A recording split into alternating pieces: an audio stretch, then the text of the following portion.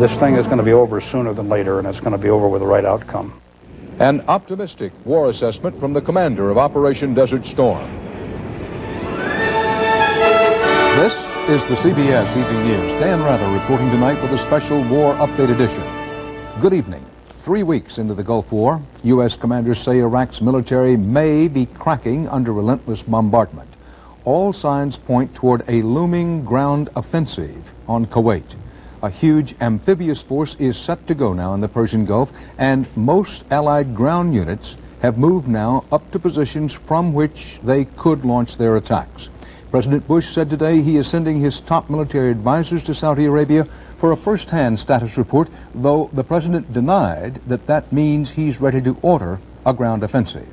In an exclusive interview with CBS News today, Allied Field Commander General Norman Schwarzkopf gave his most optimistic assessment yet for the American people back home, that the war won't drag on and that there is no need for a long-term U.S. troop presence after the fighting stops. I would tell them that their fathers, their mothers, their sons, their daughters are doing an absolutely magnificent job. They're superbly motivated, they're superbly trained, they show great confidence and they show great determination, and all that gives me a very positive feeling. This thing is going to be over sooner than later, and it's going to be over with the right outcome. And I really do sincerely feel that way. You say sooner or later. I know how strongly you feel about not putting a time frame, but weeks is too optimistic, months, a year? Oh, I really wouldn't want to hang a time frame on it. I don't plan on being here next year at this time, I can assure you that, and I don't think anybody over here plans to be here next year at this time. General Norman Schwarzkopf, the man on the scene in charge of Allied forces in Saudi Arabia. He also told us that there have been 26 new Iraqi military defectors, including 2 officers, and 11 more Iraqi warplanes have flown from Iraq to Iran. More from our exclusive interview with General Schwarzkopf later in this broadcast.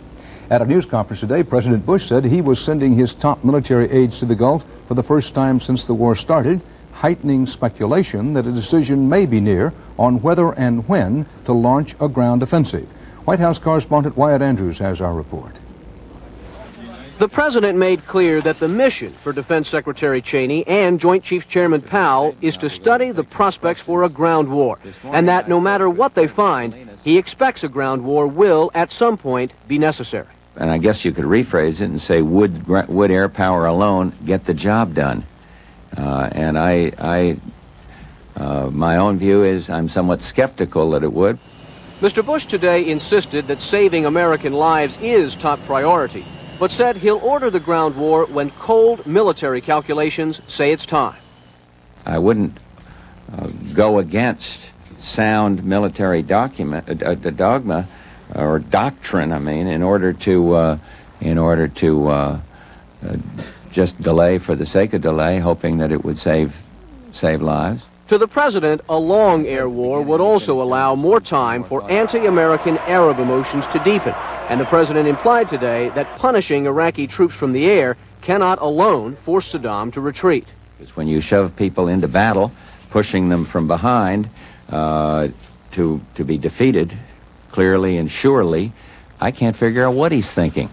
And neither do the coalition partners with whom I am in touch. Mr. Bush repeated that killing Saddam Hussein is still not a war goal, but he did wish openly for Saddam's demise.